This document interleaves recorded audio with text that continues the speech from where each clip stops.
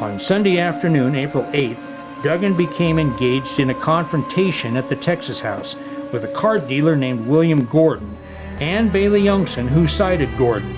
The confrontation had started over the Weber dispute, along with the gambling issue, and resulted in Duggan eventually punching Gordon in the nose and leaving the Texas House. He headed across Harrison Avenue to the Tivoli Hall Saloon, located on the southwest corner of Harrison and 3rd Street. But it wasn't over. Later that evening, Duggan returned to the Texas House and once again got into another argument, claiming that his former friend Youngson had thrown dirt on him, and that Youngson was the last man who ought to play him a dirty trick.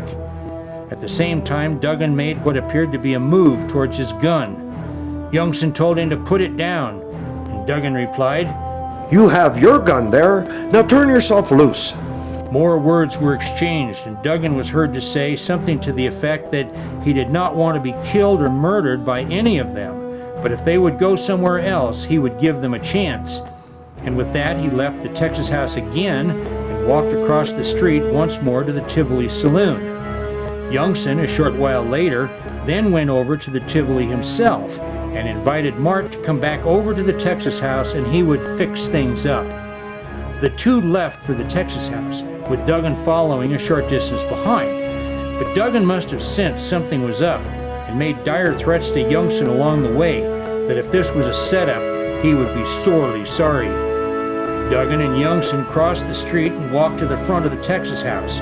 Youngson went inside, leaving Duggan standing near the door.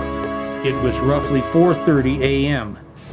Two policemen on duty, John Morgan and H.E. Williams, heard a shot around 4:30 a.m. while on duty.